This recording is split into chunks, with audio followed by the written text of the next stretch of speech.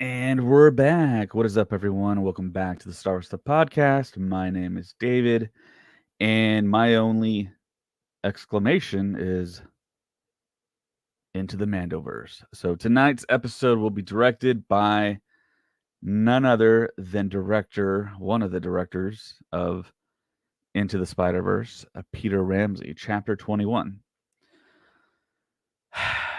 Yesterday was a pretty rough day. But before we get to that, I just want to thank all of our awesome patrons out there. On the purple tier, we have Chris Simpson, Kevin Leininger, Devin McCaffrey, Drew Peters, Sean Greathouse, and Zach Netzel.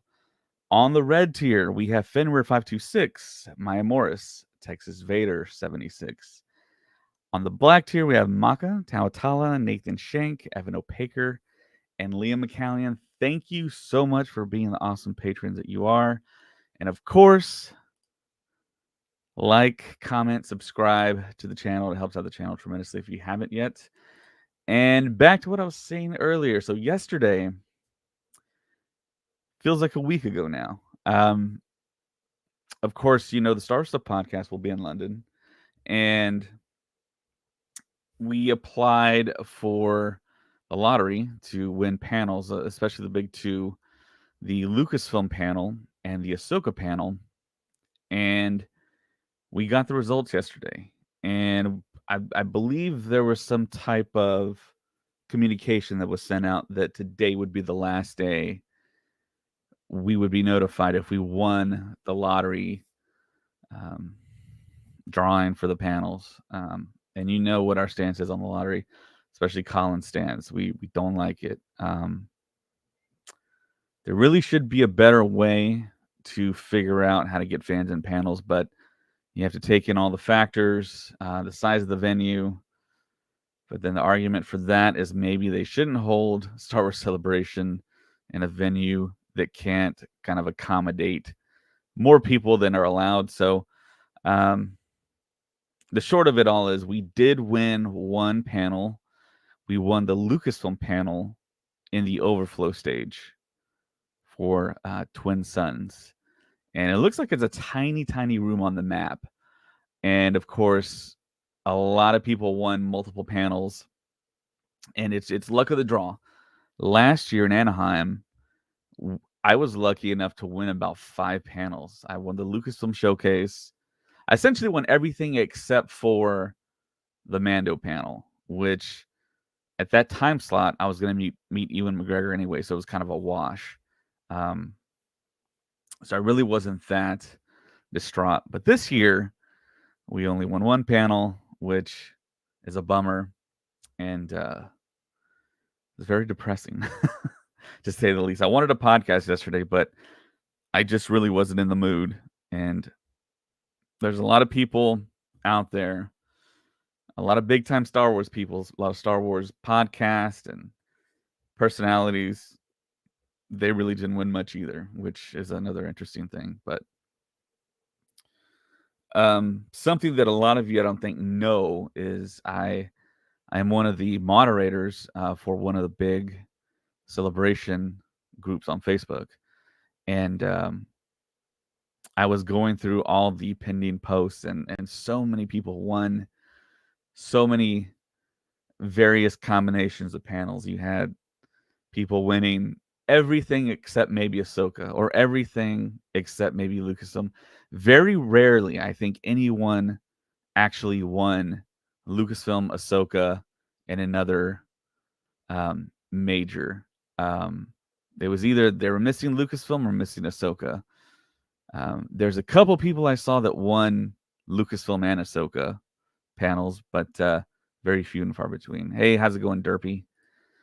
Thank you for joining us tonight. Yeah, so it was kind of a tough day.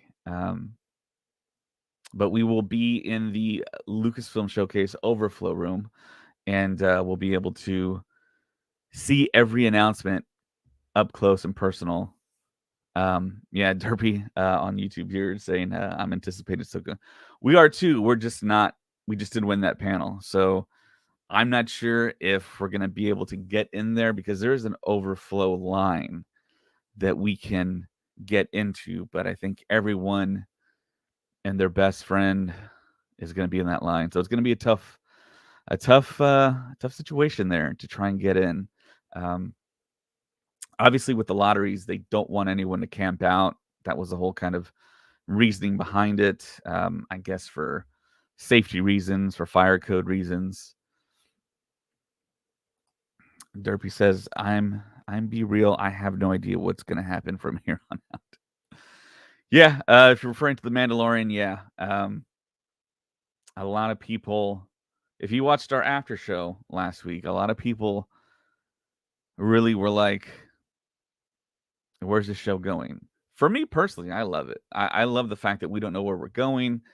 It feels like they're taking one of my favorite characters in Bo-Katan and really kind of weaving her in deep into the fabric of the story. And if you've been listening to the podcast, you know that Bo-Katan has much to do with the future of the Mandalorian in this show. Derpy says, are they covering Star Wars Celebration though? And Derpy says, I was disappointed to hear I'm in their same boat. Are you going to Star Wars Celebration, Derpy?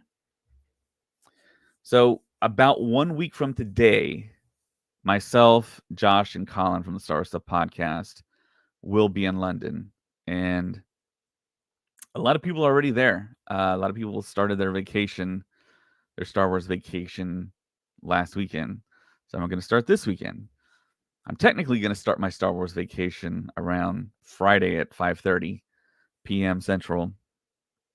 So our plane leaves Wednesday or Tuesday, and we'll get there in London on Wednesday. So super excited about that. But like I said, yesterday was a tough day. It was a tough day to be someone that's going to fly across the world to go to Star Wars Celebration, and we only won an overflow room panel. It's tough. But like I said, there's possibility with the overflow line. So it is what it is. Derby says, I think Thrawn is involved somehow.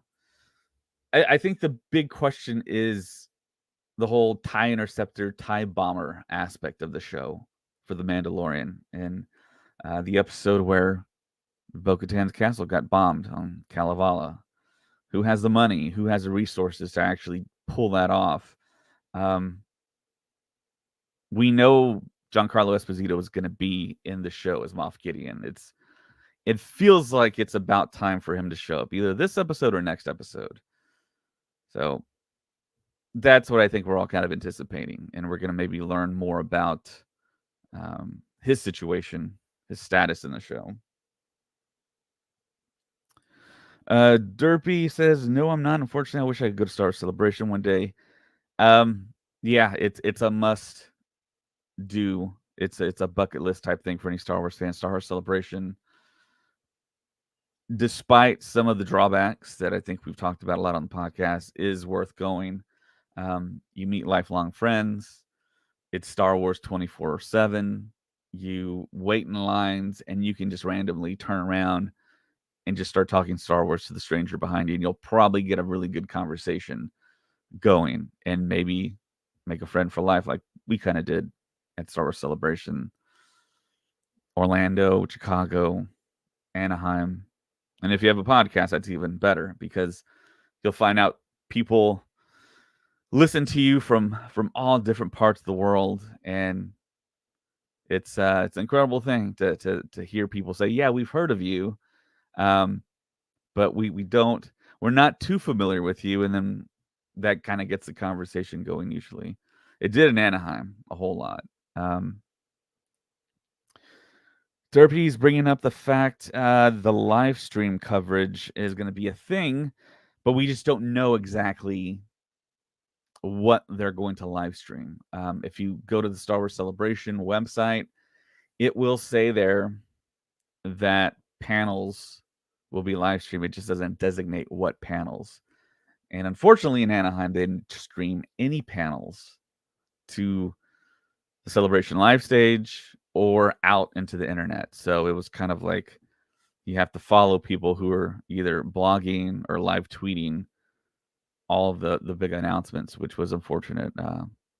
But most of the podcast was in the room in the big arena in Anaheim. Derby says, I want my first look at Star Wars Vision Season 2. I'm pretty sure we're going to get that. I'm pretty sure we're getting a trailer. And I liked Visions. It was really, really good. I'm always kind of wanting to rewatch it. It's just finding the time to do it. Some of those art styles are pretty cool. I'm not a big anime fan. I've talked about that in the past. But Star Wars anime, the way that those studios, those different new studios that they had, treated Star Wars very respectfully and very kind of sacredly. That was an incredible thing to see achieved, and some of the voice acting was really, really superb, and I'm all for them doing that type of thing. And to me, Visions actually is proof of concept that they can do stuff out of canon and it be okay.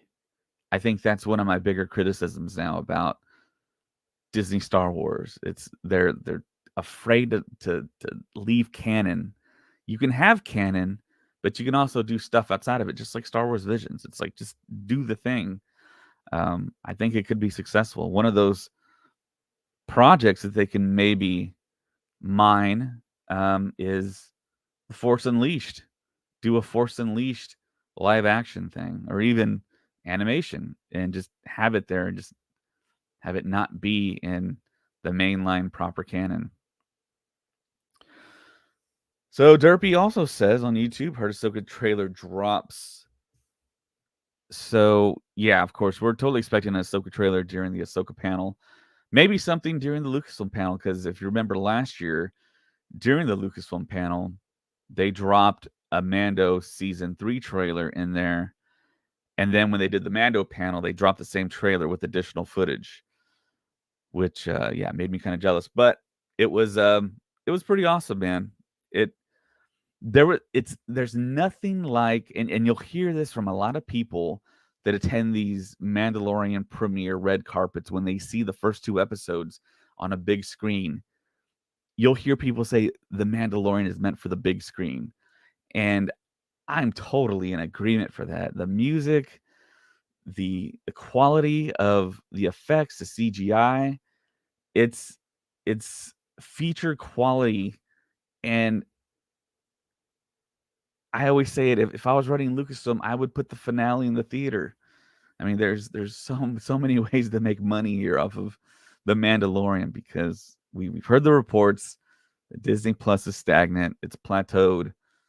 They need to make money. Stick The Mandalorian in theaters. We're all going to go see it. We're all going to go. It's I don't know what the roadblocks are for that, because it's something that it seems like a no-brainer, really. But yeah.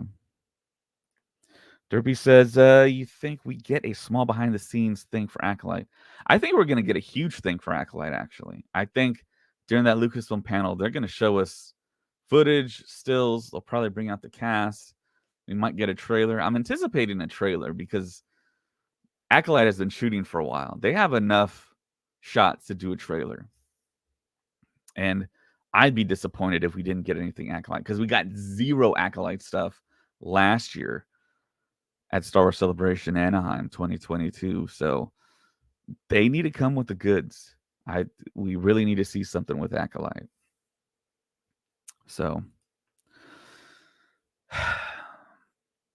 the current state of Lucasfilm and the current state of Disney Star Wars, hiring, firing, and big names leaving, like this whole Damon Lindelof thing. It's I think at this point it's kind of embarrassing in a way. To lose big name talent. And of course, it's all rumors. It's all stuff that's originated from Jeff Snyder, who is a Hollywood insider. I know that rhymes, but he's pretty much right on. And if he's not right on, he's really close.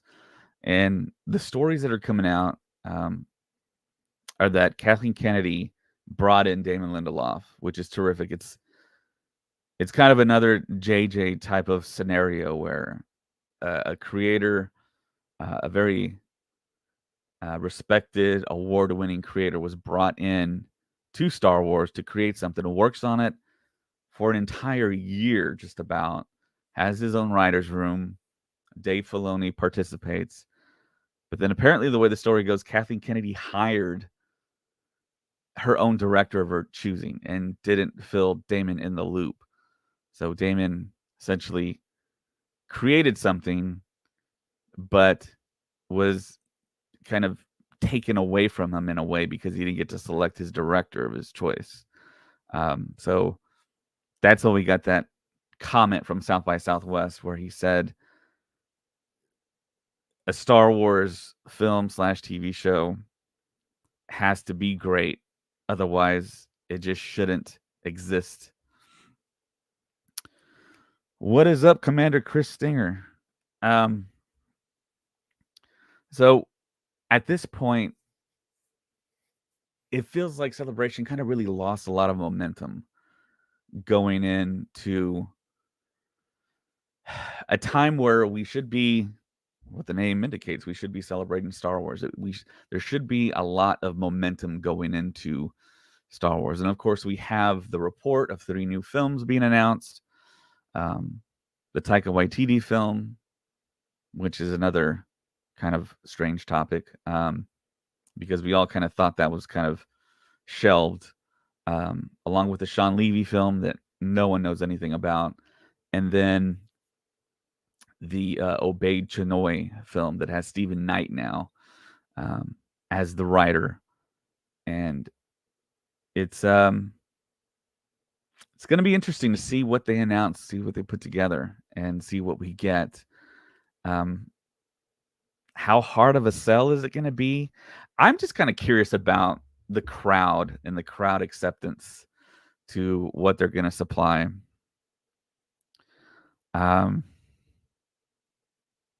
If it's not something that we're familiar with, if it's all brand new stories, that's kind of on one hand. On the other hand, there's so much stuff out there in the Star Wars universe that they haven't even touched yet that I think we all kind of want to see. And if it's something just brand new out there and after the sequel trilogy, there's so much stuff before the original trilogy, during the original trilogy, around the prequel era, that they could do that would definitely make them money and keep us coming. That I don't know what the reaction is going to be. I would love to. I'm really interested to see.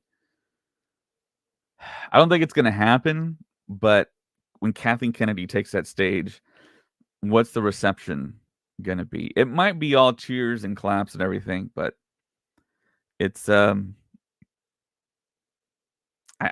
think it's a time period where she has the least goodwill, I think, from the majority. Of course, we all know she has detractors out there on the internet, but Commander Chris Stinger says, "Man, I keep staring at your Razor Crest. I don't know why." Yeah, the Razor Crest right there. Yeah, that's the HasLab Razor Crest. It's massive. That wall is like really far behind me.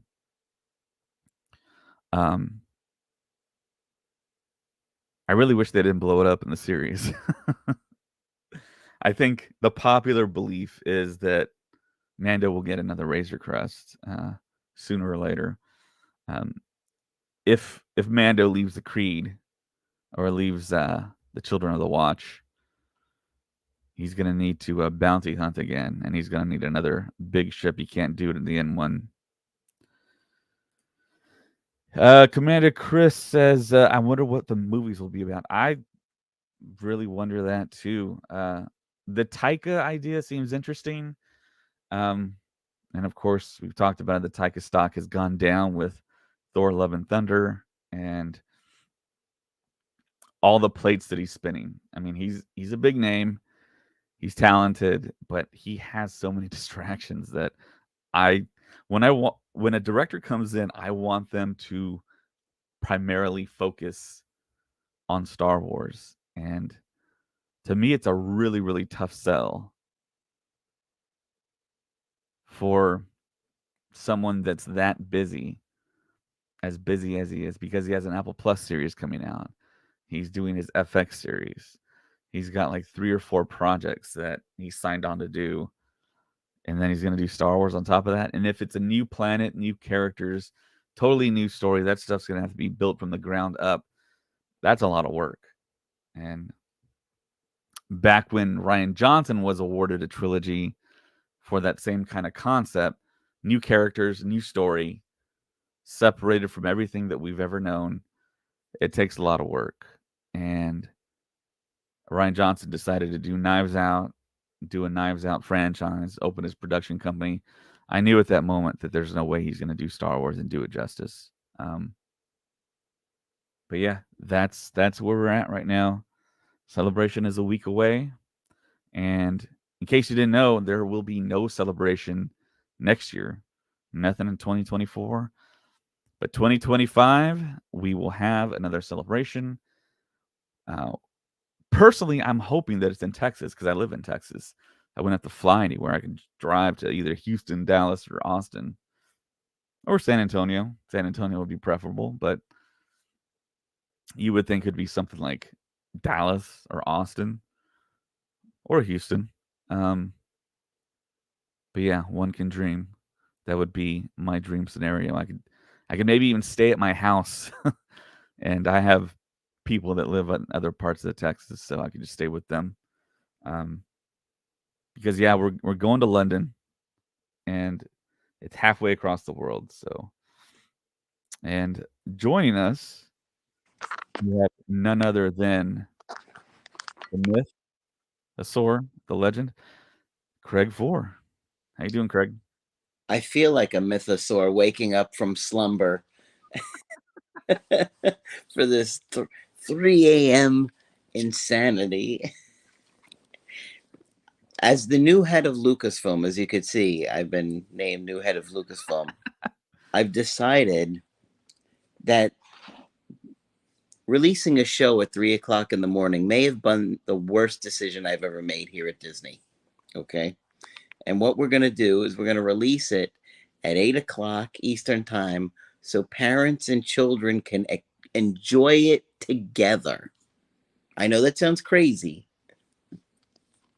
but that's what we're doing here at Lucasfilm now. Yeah, that's a very very novel idea there.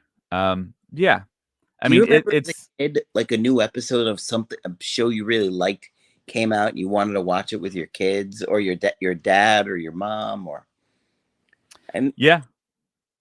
Star think Wars about is a all the dads very that would love to be watching this with their kid yeah without it being spoiled. But it's like your kid goes to school the next day. Some kids are going to be spoiled, some kids are not. Show it at 8 o'clock so most kids will still be up and can watch it with their dad or their mom or whatever. yeah. I mean, you could show even if I mean the whole issue I think maybe is spoilers. They want to avoid that, and they do a worldwide release. So in other parts of the world, the show's coming out at a perfect time for people in different parts of the world. For us in the U.S., where Star Wars, especially The Mandalorian, is filmed in the U.S., they drop it. For me, I live in Central Time. It's 2 a.m. Craig, he's in Eastern Time. It's 3 a.m. for him. So It's brutal. yeah, yeah, it is It's brutal. brutal. Yeah, and then Um, tonight of all nights, it's going to be 3 shows they're dropping. It's going to be a two episode part of the Bad Batch and then Mando. So there's going to be a lot of blurry eyes tomorrow. yeah, I'm sorry, but I can't watch Bad Batch at 3 a.m. too. I mean, like Yeah, as much, and I really enjoy Bad Batch, but it's just doesn't make any sense to me. I mean, yeah, how many people get up first thing in the morning, forget that it was on the night before, and have half the show spoiled? yeah, yeah. That's a tough thing. It's And and Disney Plus isn't even rolled out in many places in the world still. Yeah, I know in the launch, I think Australia didn't get it for like a year, and then parts of Europe didn't get it for like a year, and they had to wait to watch the first season of The Mandalorian. It must have Somebody been told me brutal. recently that they still don't have Disney Plus, Hmm. and maybe it was in like Poland or something like that. Yeah, And he was like, "Yeah, we still don't have Disney Plus. It's like coming here soon." yeah, He's like a yeah, big Star Wars fan. He's like, "Yeah, we still don't have Mandalorian yet."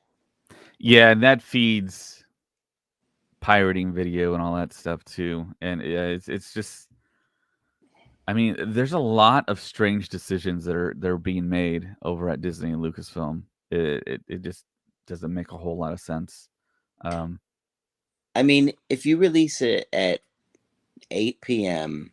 Eastern time, that means everywhere in the continental U.S., it's either 8 o'clock, 7 o'clock, 6 o'clock, or 5 p.m.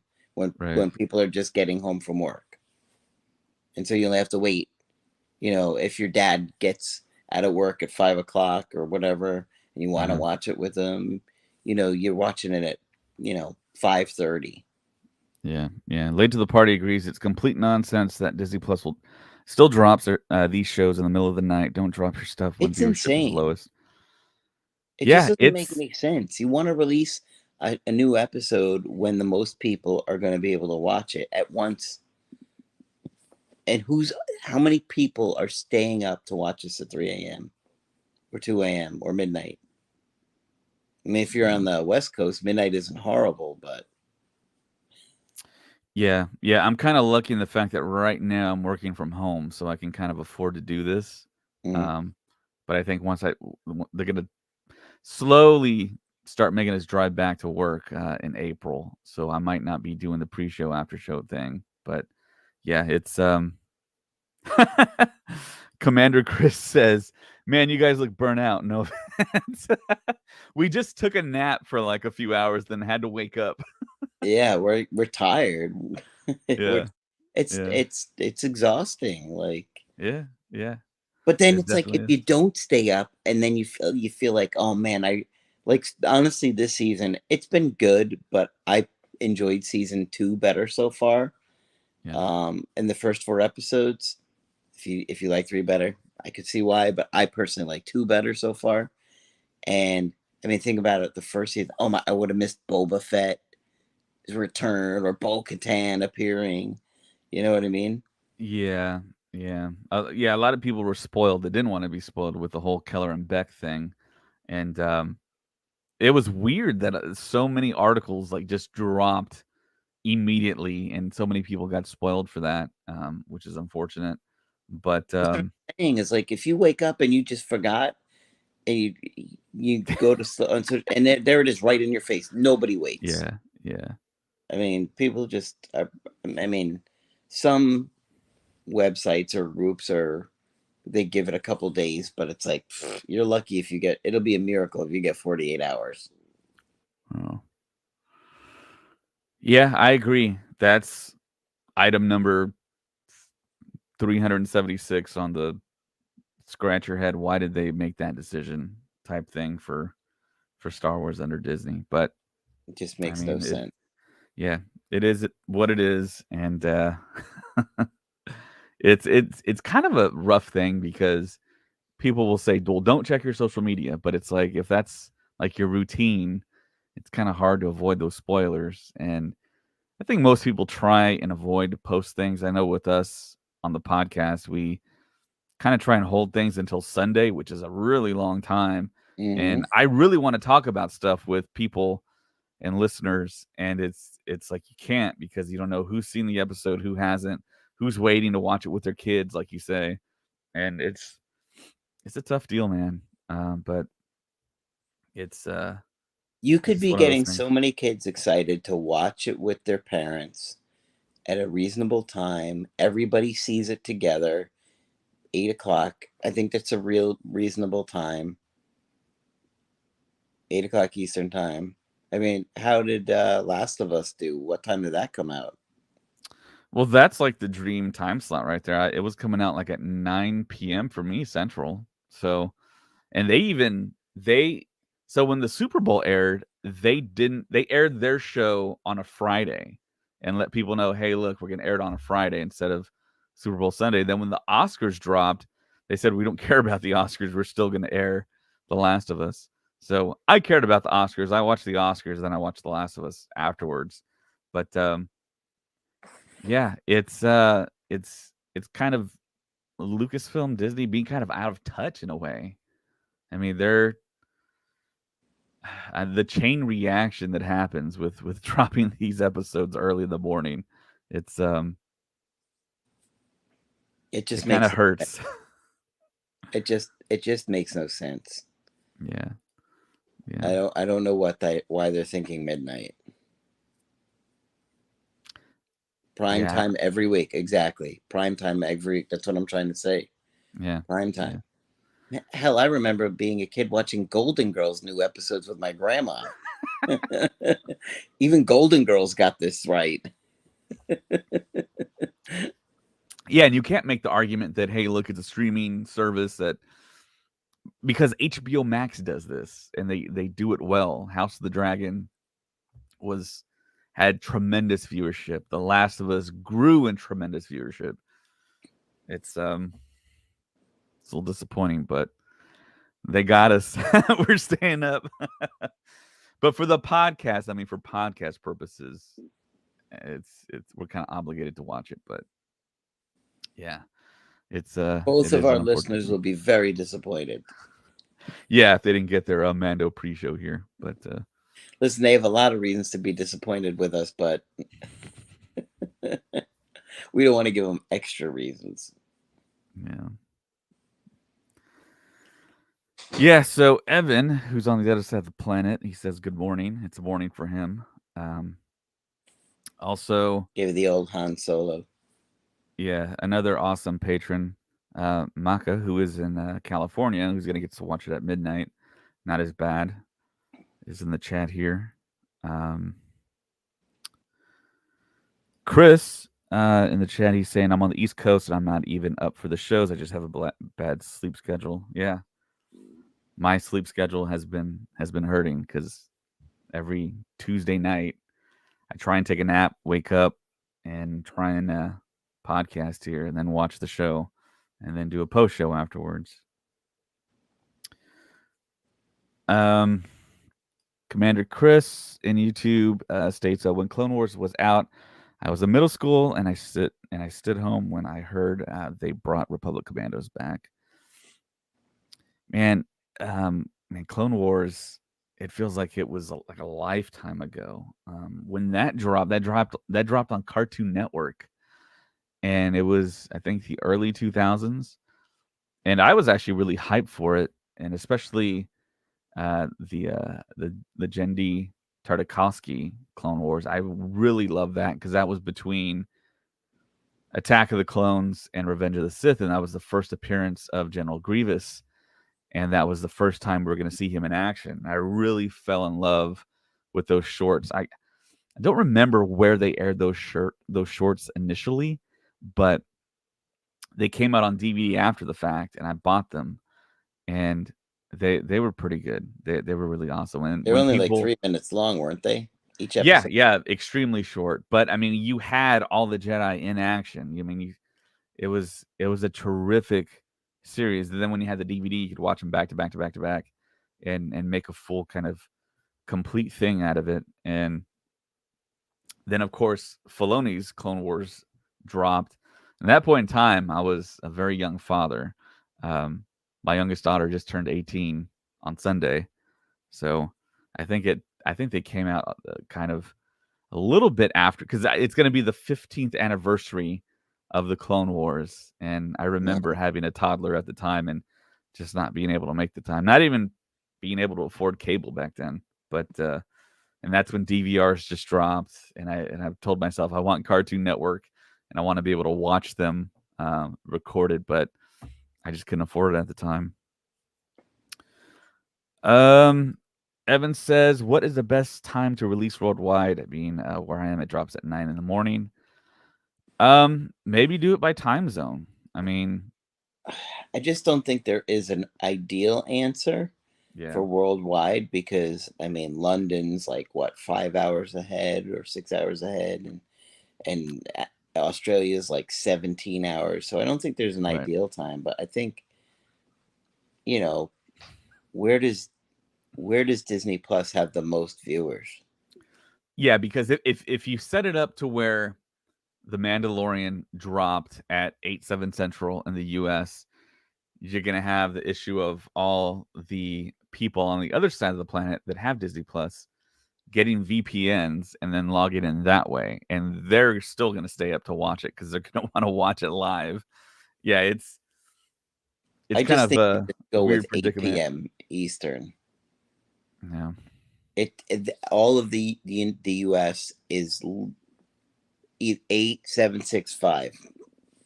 yeah, yeah.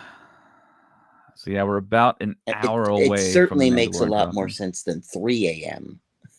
Yeah, yeah. I agree, man. I totally agree. Hmm, very frustrating.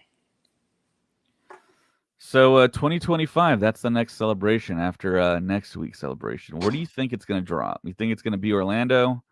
You think it's going to be a different site? I feel like it will be Orlando, but I mean, I guess Orlando makes the most sense. You know, you went Anaheim, now you go Europe, go back to Orlando. If I'm Disney, why wouldn't I do it at Orlando uh, or Anaheim each, almost every other time? Yeah, I think they've done Orlando like 2 or 3 times in the past 20 some odd years. I think 5 and Um, 6 were in Orlando, yeah, I know they've done Denver, they've done Indianapolis, Anaheim, Chicago. Chicago, and then where else in the states have they held celebration at? I know Denver, Indianapolis, Anaheim, Orlando, Chicago. Hasn't been in New York yet. That's a possible destination. Um, haven't done one in Texas yet because I would have gone to that one. I don't know. I mean, it just seems like it makes a lot of sense to do it in Orlando, or you have all the Uh, Disney hotels. Convention wise, it does make a lot of sense. And yeah, you do bring up the fact that Disney World is right there, and you have the resorts, and you You do have the Star Star Wars Cruiser. night. That's You not do Star Wars night at one of the parks. right, right. Get that done. Um, but yeah, I would like to see it move around a little bit in the states, actually. But Here's the thing that makes me crazy, and I don't know if you touched upon it, but this lottery system is awful. yeah, I touched upon it at the very beginning. But yeah, you can talk about it more because, dude, I was down in the dumps yesterday. Dude, it was very frustrating. I mean, uh, Anaheim, I think all I had won was Bad Batch,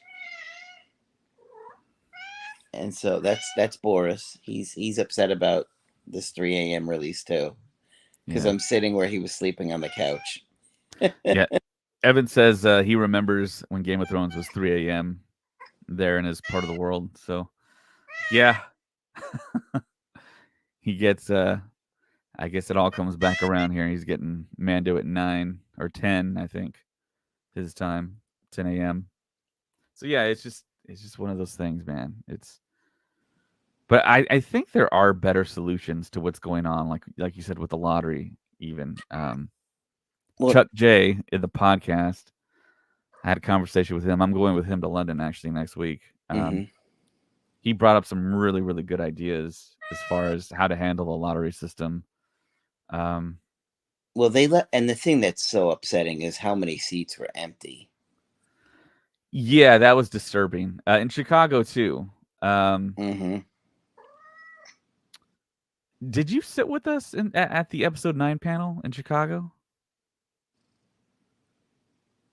I don't Um, think you did. I think did you I win the think we were lottery? close by. I think we were Okay. close by, but I didn't sit like next to you. Next to you. Because we sat pretty close next to the stage What? and on the Where's side and it was disturbing the amount of empty seats there were. It was a basketball arena. Yeah, So, of I course, they was set it there. up to where it's like a concert where they kind of close off, they cordon off one half of the court, and then Hmm. the rest are just open seats, and then the floor is all just folding chairs. Yeah, And we talk about it on the podcast all the time. We'll never forget it. The guy that was there along with his wife, I think he saw how excited we were, and he turned to us and said, "Hey, is this a big deal?" And we were like, we didn't even say anything, man. We couldn't believe he said that. And he got in there somehow super early. And then there was just rows and rows and rows of seats. And Colin didn't win the lottery. Neither did Joseph and one of our other friends. And we were well, those guys communicating with didn't them over deserve. text. I want to say that. Even And Boris agreed. You heard that. yeah, and they got in the standby line and got in, but they should have let maybe hundreds of people in. If you go back and look at our video that we took, and look at videos that other people took, you can see the sides there. It was just empty. And I And, hope that's not the case in London.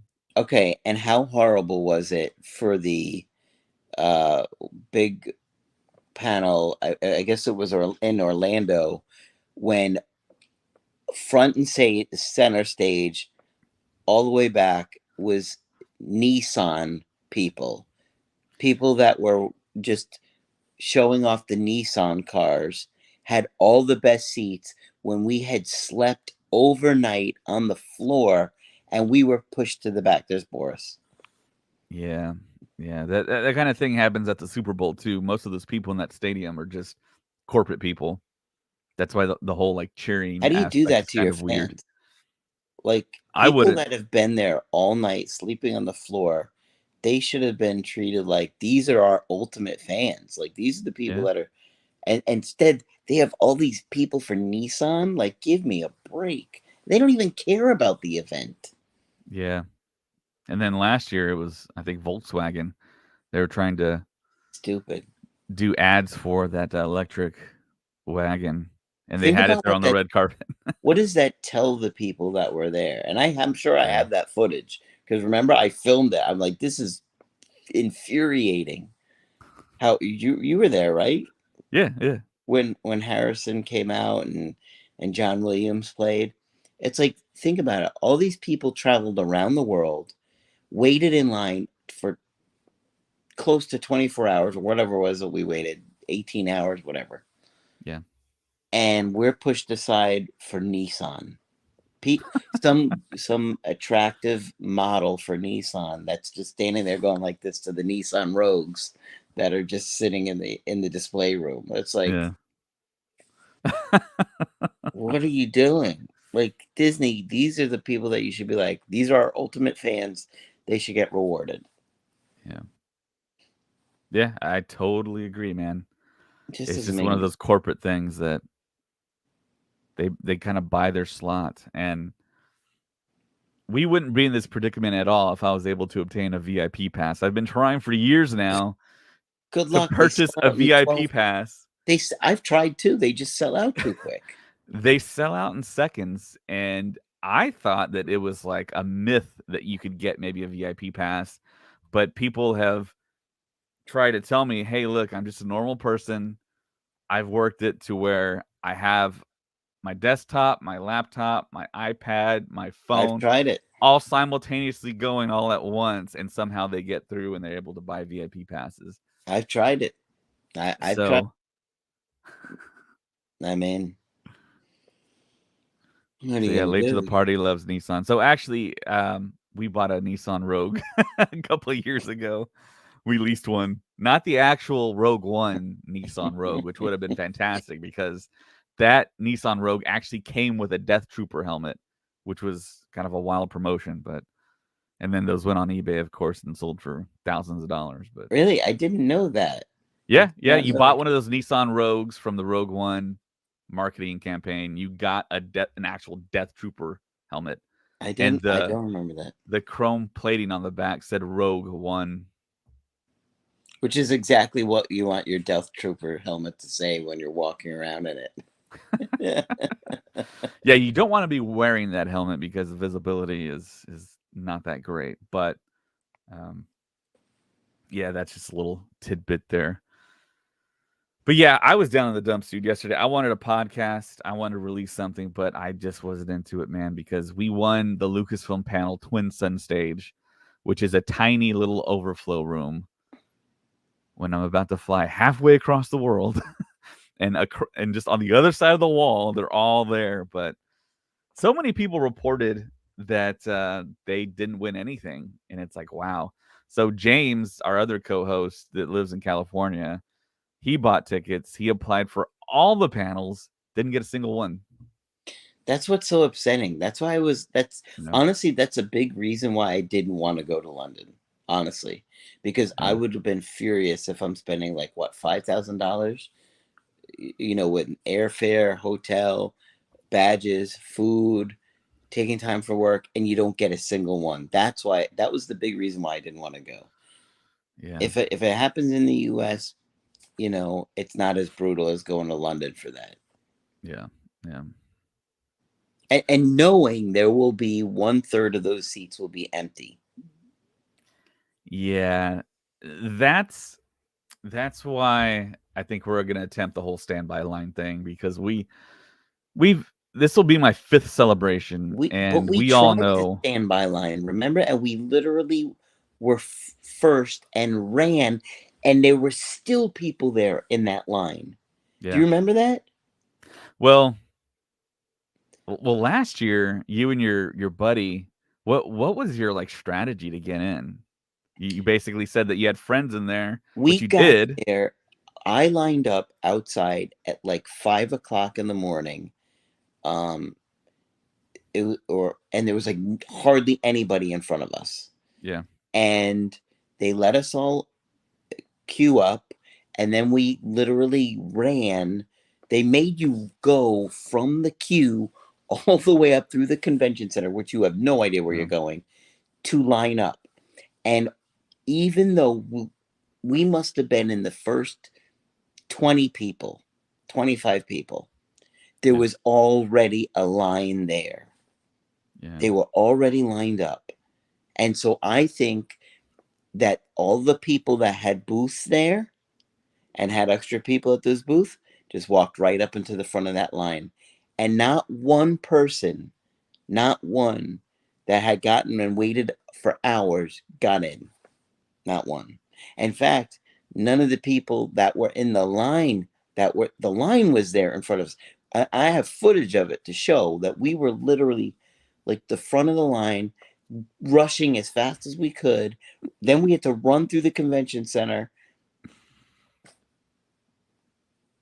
Yeah. and not one person, not one person. We saw it was cut way in front of us. Yeah. Yeah, Commander Chris has an interesting comment here. I never been to Celebration, but Craig makes me not want to. I'm telling you the truth, man. Yeah, it's the truth. I mean, it's not Disney Lucasfilm proper that runs Celebration. It's a third party company called Reed Pop, and they run a lot of big conventions around North America. They run New York Comic Con. They run C2E2, and they do Celebration along with another handful. And they don't have the latest technology to do things. Queuing is one of them. Um, these conventions are just kind of pop-up things, so they hire a lot of people that kind of just apply off the street essentially. And I always tell the story that in Chicago, I was like pulled aside by one of the people that was just working there, and it was like one of the workers was trying to prove to the other one what they were actually there for. And they asked me, "What convention is this? Why are you here?" And I was like, Star Wars." And they're like, "Oh, okay." It's like you're working here and you don't know why you're here and what the convention is. That blew me away. And then Corey D. Williams walked up behind me. I took a picture with him.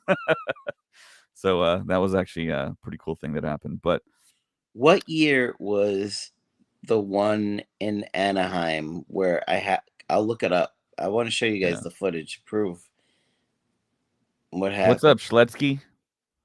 He's from Switzerland. What time is it over there in Switzerland? It's probably like 10 o'clock in the morning, something like that. Yeah, that would make sense. Yeah, so it'd probably drop for like 11 a.m. for Schletzky in Switzerland. But yeah, it's kind of a treacherous thing if you don't win those panels. Um, for me personally, the panels are a big deal. The Me panels too.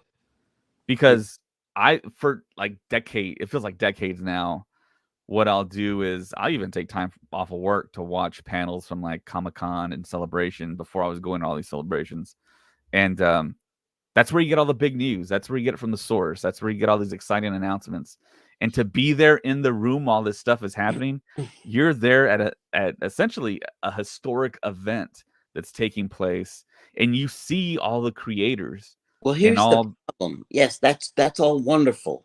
Yeah, But the worst part is that you don't even get to see it, even if you go to Celebration. yeah, You know what I mean? And so my point, and I said this while we were there at the time, I said they should have a room that is continuously showing the trailer every half an hour, right? But they just monitor for phones each half an hour when people coming out, just so yeah, everybody there gets to see it. yeah, yeah. We've talked about that in the past too. So I know a lot of big time comedy shows. You enter a room, they take your phone and they put it in a sealed bag, so you Exactly. can't.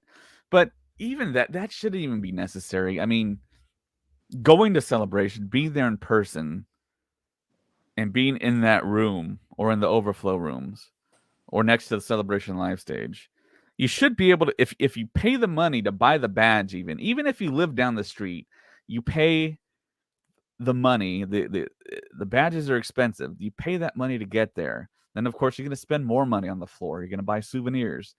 No one just goes to Celebration and pays for the badge and then just leaves. I mean, that's a very rare case. But you're going to spend a lot of money, and a lot of these people are coming from so far, That's and what I'm saying. to not see the thing that you're going to probably end up watching on YouTube on a grainy video for some reason. It's grainy, but yeah, that exists, and yeah, that needs to be changed. It totally needs to work out for the fan that's going over there. All right. And like you say, the people that go and they're in person at Celebration are in between those four walls at the convention that paid the money. At least let them see the panels. I mean, I don't know what the thinking is there, but That's what I'm saying. Okay, so I have the footage here. Now this is I don't know if I can. Where should I hold this here? All right, so you yeah. can see we're lined up. It's 10 o'clock in the morning. Now I've been there since 5 a.m. at this point, and so we're very close to the front of the line. Hmm. There's maybe 20 people ish in front of us, right? Watch. So you can kind of see there's about Yeah. now watch us all have to go from one end of the convention center. Yeah. And see, people are just running, And that's basically exactly cutting what in happened. line. It's total chaos. Yeah, it's total chaos. See that you can see we're all going up the escalator that's not even working. God, that So is rough. watch what happens. Now, people don't even start walking at this point. We all just start running. Yeah. We all just start running through the convention center. Look at this. We're all having to run. Nobody's escorting us. It's Right. just everybody. Now, watch, there's more. Here we go. We're running literally to, and watch when you see that when we finally get to the line, there's already a huge line there. Yeah. Yeah. Uh, Is that okay? I'm sorry. Yeah. You're running, man. Yeah, we're running. Now, look at how many people are in front of me. Yikes. None. I'm like, at this point, I'm, I've outrun most of the people, and we're literally running through the convention center. Nobody's escorting us. Nobody's helping us. Nobody's even telling us where to go. And we've been there since 5 o'clock in the morning. Yeah. And then when we finally get there, we're getting close, I'm pretty sure. I recorded this insanity. The line is already there. There's already a line of, and a really long line. Yeah. You're going to see on the a bunch of people waiting. We finally get there. You see, imagine running this. You've been waiting for hours and nobody even tries to help. Yeah. Commander Chris has some funny comments in here.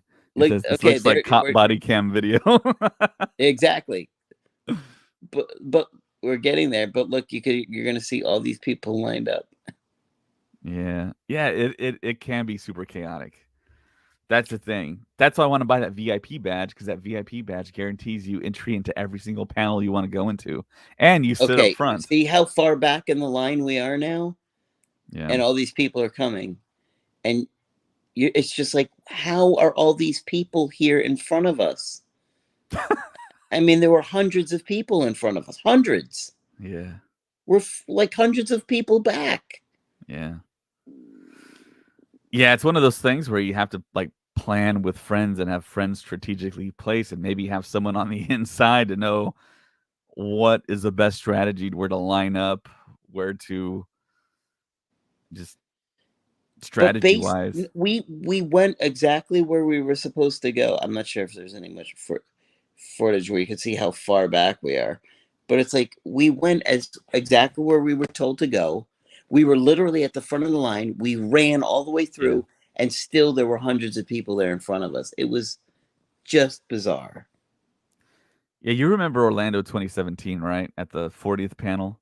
They gave That us was the same bracelets. thing. Yeah, they gave us bracelets. We were further back in line.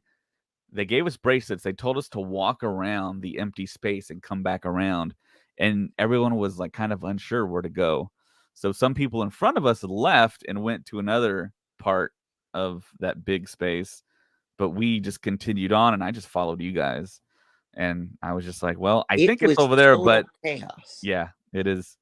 Unfortunately, it is, and I don't know if it's ever gonna change really.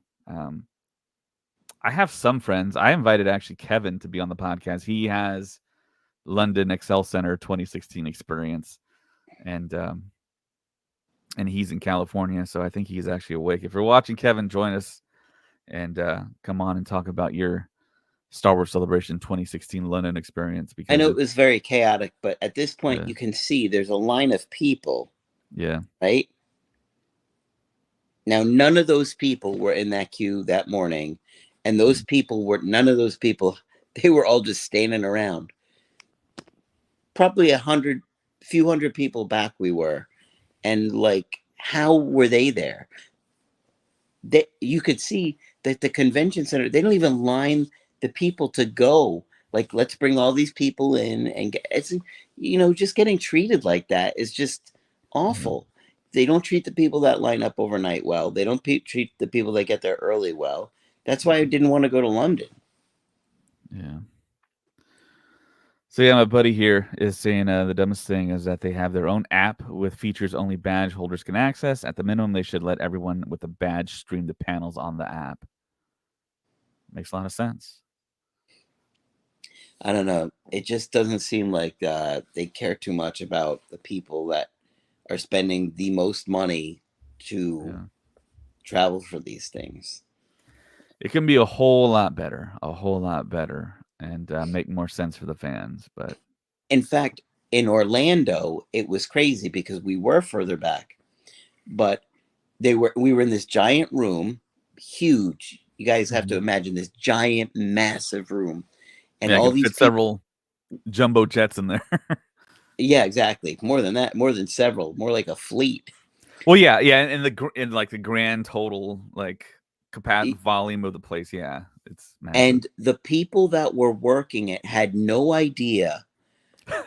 How, and am I exaggerating?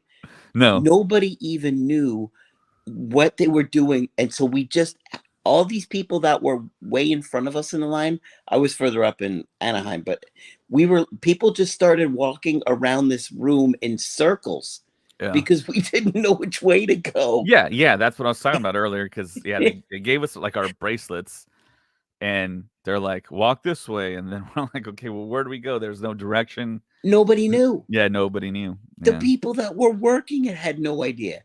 And Yeah. so everybody just starts running.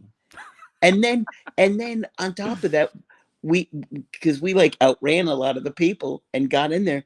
And then you wind up literally 50 rows back because of all the Nissan people in the yellow shirts. Yeah. It was like, it makes no sense. Yeah. Fun times. They got it. They got it. I mean, it's just disheartening, and it kind of Yeah. puts a big damper on the experience. Yeah. Yeah, but we got to meet each other though, Craig. And that's another reason, right? Another reason not to go. Look at what happens. What happens with your life? You wind up Podcasts get created. 1 o'clock in the morning podcasting. Yeah. Both listeners don't even appreciate you anyway. Hey, we got 12 right now on YouTube, I think. Oh, So yeah, that might be a record for us. so Commander Chris says, I didn't want to go to London before, but Craig convinced me never to go. I would not. I would tell people like what to really expect. I mean, it's fun, but yeah, if you're going for for panels, and that's the big reason, it's very frustrating and very disappointing. Evan says, I am fully prepared to just come in there, hopefully buy some stuff and leave. And Commander Chris coming in hot. The lesson of this podcast is to work for Nissan. Yeah, no kidding. Honestly. Yeah, find whatever sponsor is the big sponsor for that celebration, and then just work for them and trying to get in. Because yeah, it can be rough. Let me think. What year was the 40th with the Harrison Ford and Princess Leia tribute? 2017. That's when we met in person. Okay. 2017. Yeah, I've talked about it on the podcast several times that I had someone in our Facebook group tell me, hey, look, I can save you a spot in line. That person is on the screen here with me right now. It's Craig Four. I often tell that story to lots of people. And then I told you, hey, get in line now. And you're like, no, there's no way there's a line. You get in your car with your brother and you take a look at the convention center and you're like, oh my God, there's a line. So you drive back, you get all your stuff packed and ready, and you go back and get in line. Yep. And if you would have never done that, Craig, I would have never met Colin. I feel like you're blaming me now. I would have never met Colin. Yeah, the Star Stuff podcast might not even exist. Which is wild, man. You never like I say, go to Celebration, you never know who you're gonna meet, who you're gonna run into.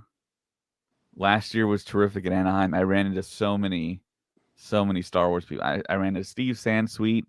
I ran into Kristen Baver. I ran into Anthony Bresnikan from Vanity Fair. We did an interview. Ashley Eckstein. I'm in that picture somewhere. I'm in that space somewhere. Yeah, Ashley Eckstein gave us cupcakes. And I asked her if Ahsoka was alive because nobody knew at that point. Remember? Yeah. Listen. Why is there no volume? Yeah, so there's our proof from 2017. All right. I was the one ballsy enough to have to ask her. Everybody's like, and I'm like, so? Let's see here. So yeah, Ashley Eckstein is in line with us, handing us cupcakes. Thank you. Does Ahsoka live? I can't say. I think she lives, and that's just my opinion. Thank you. That was real cool of her to come in line with us and hand out cupcakes like she did. Now, here's another good shot. You can see how far we are back, and that all of these seats, they were reserved. And look at how far back we are from the stage. Where's the Nissan people? They're in the reserved section. In the reserved section, yeah. You see how it says reserved? Yeah. Yeah. And I thought they were wearing yellow shirts for some reason. But the reserve section is huge. You could see. Yeah, it was massive. When we got in there, we thought we were at the beginning of the line. I thought I was going to sit up close. Nope. We sat towards the back middle. And of course, all the media was there. They didn't have to camp out. In fact, look at this. Look at this. To the right of us, look at all those seats that were reserved. Yeah. Okay. See those white papers? They were Yep. reserved. Look how far, and that's where the fans were Yeah. that had waited all night long. Yep. That's where the fans are to the side there. There's David probably in there somewhere. I was behind you actually. I think I was like 2 or 3 rows behind you. I just think that you gotta treat your fans better than this. Look, that's all the people behind us. There's to the side of us. Yeah. I'm even complaining at the times. Yeah, I'm That's why I actually got looking this for myself footage. here. So I think if you go back and watch that 40th panel, the official live stream, and you see that green lightsaber, I think that's my lightsaber when it's focused on Kathleen Kennedy. I'm the one that pulls down that green lightsaber because I was right dead center in the middle there. So you can see, like, the fans that waited up all night and slept on the Yeah. floor are way back, and all the seats are reserved for Nissan. Yeah, I actually didn't sleep at all. I didn't sleep a wink. I was too excited, too hyped. There's Mark Daniel right there. Mm-hmm. He's the MC at most of these celebrations. So it's just one of those things where, for me, it's frustrating. Yeah. The floor isn't reserved. Yeah, of course. would- Yeah, I think he's being a little jokey there. But yeah, I mean, you can't get on the floor. It's just like at every kind of event, they like take a seat. You got to find a seat. Which I mean, you don't want to get trampled or trip anyone either. So I mean, Yeah. there's that. It But just it's all these celebrations have been very chaotic. Yeah. And I don't think it should be run like that. Personally, I think it should be people that have been in line all night should get a number and they walk them in. They should walk. All it takes is what? 10 people in the front, a few people on the sides, and they just walk the line in. Yeah. Yeah. Or make it reserved like a movie theater seat. Yeah. I don't But know. of course, yeah, and in Orlando, they really don't have that arena type setup. It's just a big hall. So it's a lot harder to do it as opposed to Anaheim that has the kind of built-in arena setup. But then you have all the floor seats. You got to mark and number those, and that setup could change too. But I don't. Yeah, it's a very luck of the draw I type of personally situation. would rather have it so that the people that were lined up can go in. You know what I mean? Let them line up. And because those people waited all night, they earned it. You know, but even that's got to be monitored a little bit. It's just Yeah, yeah. What do you think is the reasoning behind them going from us camping to a lottery system? Do you think enough people complained about the situation in Orlando? Because right after Orlando, when we camped out, they changed it to a lottery system right afterwards. So 2019 Chicago was the first lottery system they implemented. What was the reasoning? Well, if I had to guess, I'd say it's probably more of a convention complaint that the people that run the convention see it as some kind of a risk more than anything. That would be my best guess. Yeah, liability. Like Disney property. You know what I mean? Yeah. So our experience back in 2017 in Orlando was kind of odd because people started trying to go to sleep. They tried it, but then DJ Elliott came out and had a rave right in the middle. It was and started pumping it was literally music. like 3:00 in the morning. Disney apparently loves 3:00 in the morning. You remember that? Yeah, it was pretty wild. And at first I thought it was a joke, but then the music kept going and going. And I was looking around at all the older people that were sleeping on the concrete. And the other thing was their rules were you couldn't bring in like air mattresses or anything that resembled any type of comfortable padding for the concrete floor. And the older people wanted to sleep and it wasn't happening.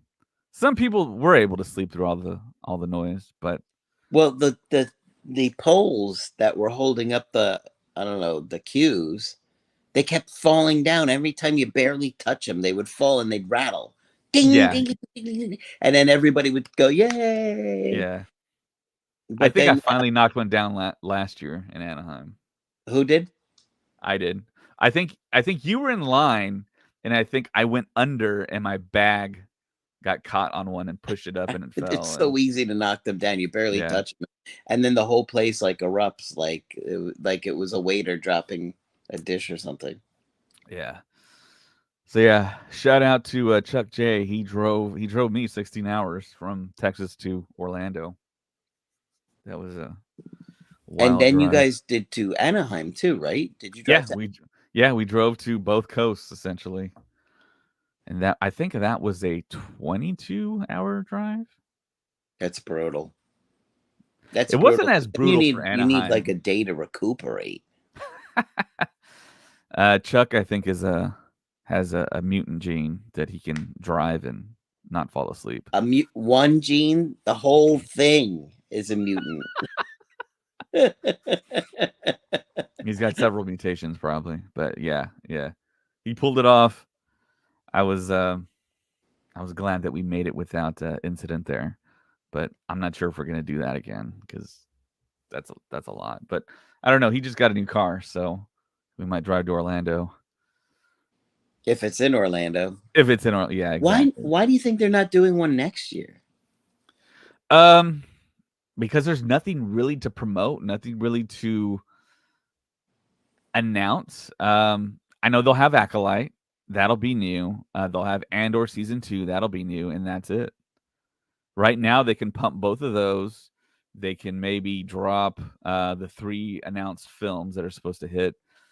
Also, that rumor that Kathleen Kennedy was given an ultimatum by Bob Iger that she needs to drop a film in 2025, or else. That's out there. But traditionally, Celebration has dropped when there was a film release that same year. That was kind of the unspoken, kind of unwritten rule for Celebration. There was going to be a film coming out, so they want to market it. They want to have a big splash, so do a celebration. And yeah, I don't know. I think you have enough TV shows going on to warrant a celebration next year. yeah. So this Yeah. is interesting. Late to the party says, why the hell do they always pick such small venues? In Anaheim, Hall D23, Hall E is massive, yet they always throw the big panels in the arena. Huh, that's interesting. But is there a place that somebody could watch everything in Hall E? You have to be Yeah, able to do something where like everybody could watch a screen or something or a yeah, stage. yeah. I It's don't got know. to be in some kind of arena. Yeah, I've But the I've one in been. Anaheim was really small, wasn't it? Um, I think that arena in comparison to It was bigger than Orlando. yeah, way bigger than it could fit way more people. But the arena in Chicago, though, I think fit the most people Yeah, that seemed bigger. because That that seemed was an actual basketball arena, and they filled. They had access to all the decks in that arena, even though of is course there's that a lot where of the empty Bulls seats. play? I forgot. Say again? Was that where the Bulls play? No. That's where I think it's a college team that plays there. Oh, okay. I'm trying to. The name is on the tip of my tongue. UConn. Um, no, It's got to that's in be. It's Connecticut. UConn. Not Illinois, Craig. I'm gonna look that up. San Antonio. College.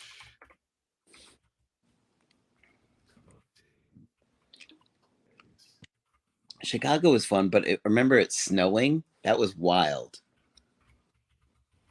On like the third day we were there, it was like an 8 DePaul. I knew it started snowing. with a D. Yeah, it's DePaul.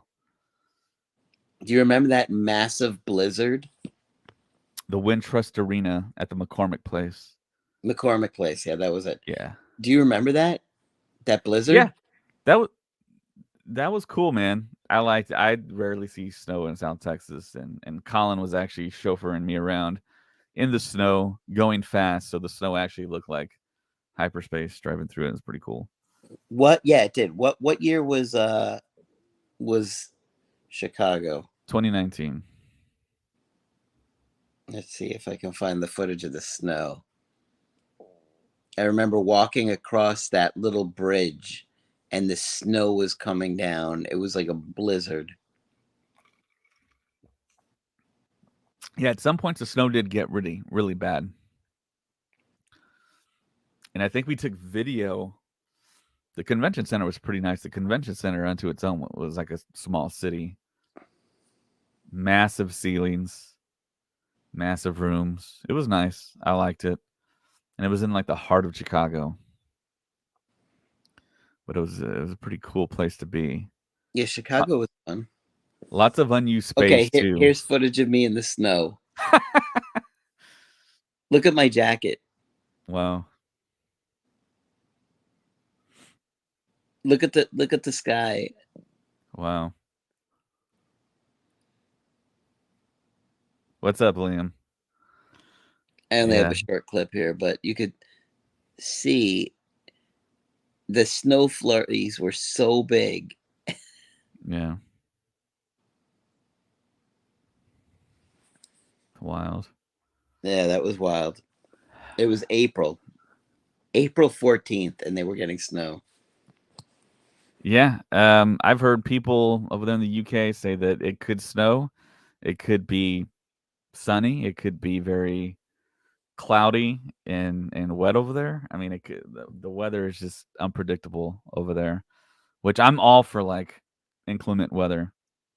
I don't like the accidents and stuff that happen because of it, but I just like that weather overall. So the new episode should be launching in about 15 minutes or so. Nobody else is joining us today? About 20 minutes. Nope, I guess not. I guess everyone's Fed up. either sleeping in. I know James said he was probably going to go to bed because he had a long day at work and he had to wake up early. So he said he might not even see the episode tonight. Yeah, Liam says that we get 4 seasons in one day. I have a theory. All right. I just like to make predictions of what I don't care if I'm wrong.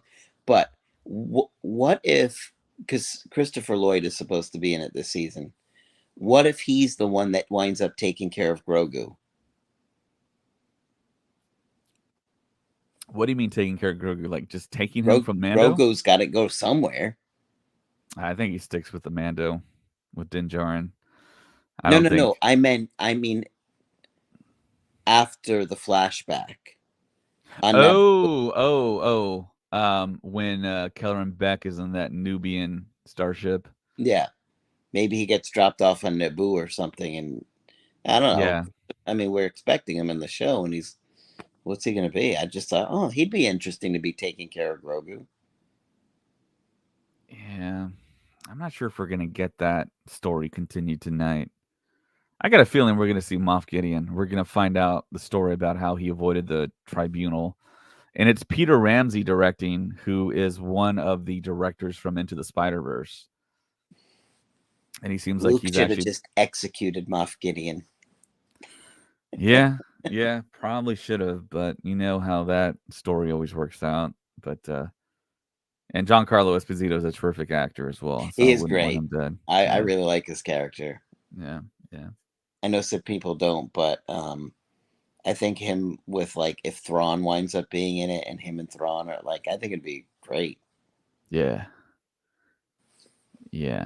Someone commented earlier in the podcast that they thought Thrawn was the one responsible for bombing Bo's castle, I believe.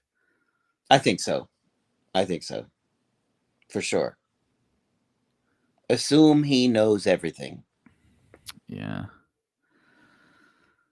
Well, I mean, I guess spoiler alert for the end of Rebels, but he's in like the unknown reaches. So he's like way out there. I don't think he has any type of communication with any of the known galaxies. So I think it's still Moff Gideon related somehow. I think he's pulling the strings. I think he's trying to, because he has him and Bo have this thing that, because you could tell that Moff Gideon was kind of trying to get under Bo's skin, at the end of season 2 in that Luke episode. Whoa, I had no idea Joshua Hancock. Katie Sackhoff said this is her favorite episode of the season. Mm. I hadn't heard that, but if Katie that's the was case, supposed to be there at MegaCon all this weekend, but she's only doing Thursday now. I don't know why. Why would Katie Sackhoff actually just did a lot of press in New York.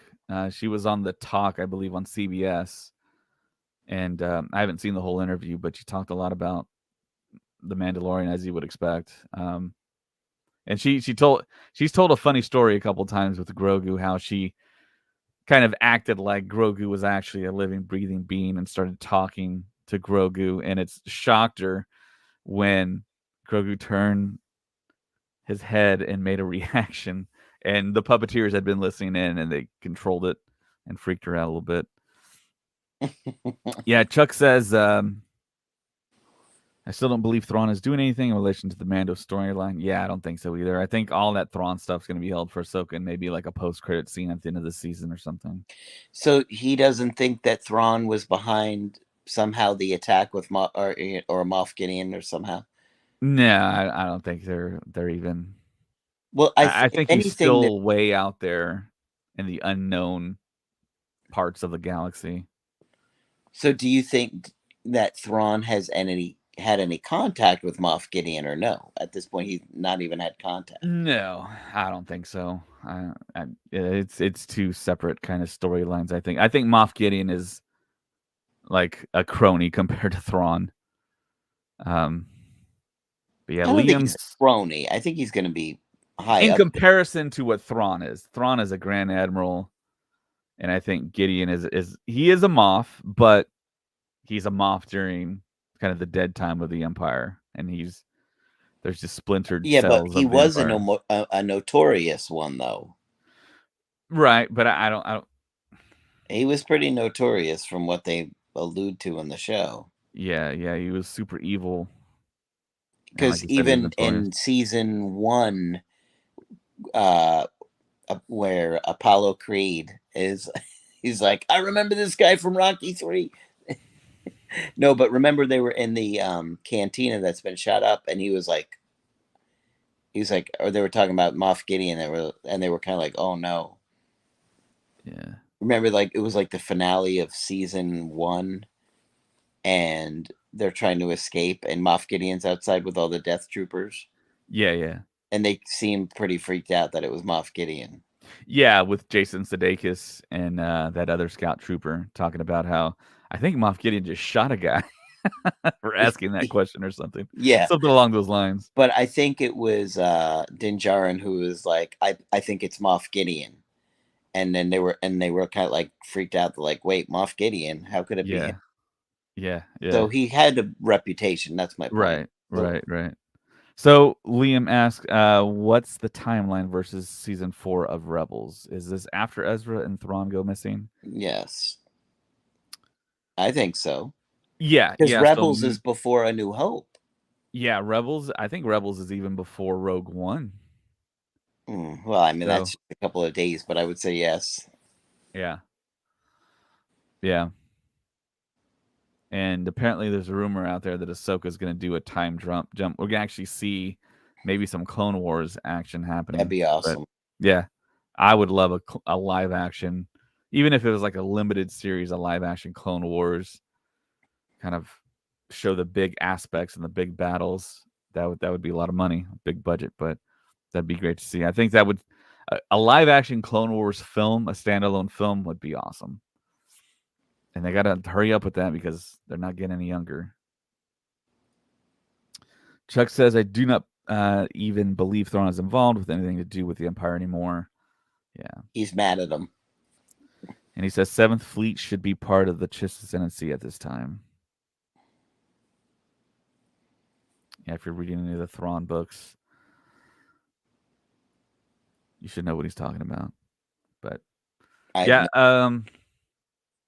yeah, we're about less than 10 minutes, or about 10 minutes, about 13 minutes away from the episode dropping on Disney Plus. Because it drops out, as James has said, it drops out 10 minutes before You got to refresh the page if you're watching on a device, or refresh your screen on Disney Plus if you're watching on like an Apple TV or anything like that.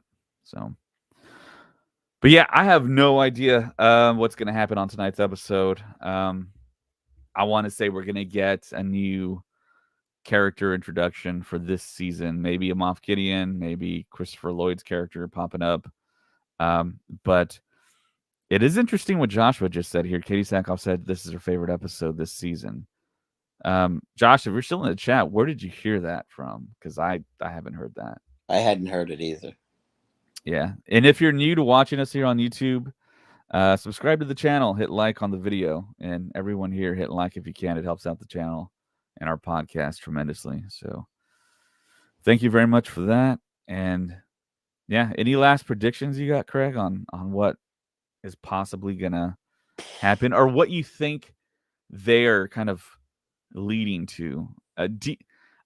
Actually, let me ask you this: do you think Bo-Katan is playing some type of long game here, where she's trying to position herself to maybe even like be this nefarious being and maybe No, I challenge don't Ben think we're gonna eventually for the see dark saber? Bo-Katan. Do you think she's put the dark saber behind her? Like she doesn't care about the dark saber. It's all about maybe taming the mythosaur at this point.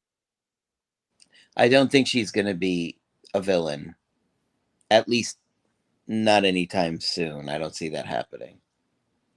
Maybe like a gray guy, someone that's like not light side, dark side, but kind of in between. No, I don't think her. You think she's character. all good? You think she's No, I trying wouldn't to say do the right thing? all good, but she's not like Luke. But she's. I don't think she's evil. She hasn't shown anything like that in the show. Yeah.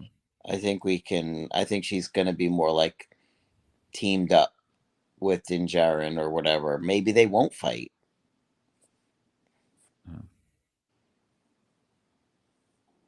I thought at first they would, but I don't feel like she's going to fight with him. But yeah, Joshua says it was an clip Star Wars Meg had in one of her recent videos. I'd have to look back and see what the interview was. I believe it was specifically because of the director. Peter Ramsey is the director. He directed Spider-Verse, and he's a new director to The Mandalorian.